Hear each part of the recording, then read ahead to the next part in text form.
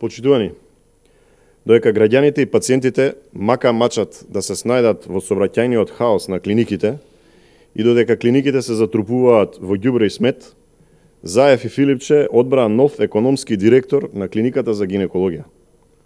Новиот економски директор на ГАК во никој случај нема да придонесе ниту за подобрување на условите за работењето на здравствените работници, ниту пак ќе придонесе за подобар третман на пациентите. Новиот економски директор не е додадена вредност на здравствениот систем, туку е додадена вредност за коруптивниот и криминалниот систем инсталиран од Заев. Наместо да дискутираме за неговите медицински или економски достигнувања, мора да поставиме прашања од областа на криминологијата. Господине Заев, господине Филипче, одговорете им на граѓаните и на пациентите, од чии што придонеси се полни буџетот. Зошто се уште не ги укинавте економските директори на клиниките, како што ветувавте во програмата по која што ја добивте власта? По кои критериуми го избравте Валјон Белја за економски директор на клиниката за гинекологија и акушерство?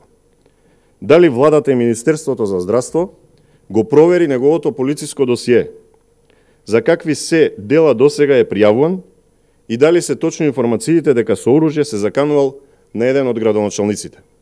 Почитувани граѓани, владата предводена од СДСМ и Зоран Заев продолжува да го уништува здравството и здравствениот систем во Македонија. И заборавија граѓаните и здравствените работници. Но затоа никако не се заборавени нестручните кадри, сомнителните ликови на кои им се даваат функции. Не се забораваат ниту набавките во 4 очи, ниту местењето на тендери. Со последниот чекор, именување на економски директор на универзитетска клиника за гинекологија и акушерство во Скопје, владата покажува дека очигледно единствена европска вредност за Заев е тоа што никаде го нема во Европа. Горе наведениот човек не е европска вредност. Внимавајте, токму министерот за здравство Венко Филипче ветуваше и велеше дека економските директори на клиниките се непотребни и дека треба да се заштити за доброто на пациентите. Почитувани, во здравството се гледа дека СДСМ нема ниту капацитет, ниту пак има намера да воведе некакви европски стандарди. Се гледа дека референдумот беше само за бришење на идентитетот, како спас за кариерата на Заев и амнестија за криминалците. Лица вработени во здравството се закануваат со бркање од работа, на како што велат бойкотирачите на референдумот, и за тоа влакно не им фали. Ова никако не е европска вредност. Филипче во кампањата за референдумот уценуваше и бараше гласови доколку родителите сакале квалитетни вакцини за нивните деца. Со тоа се изрезили.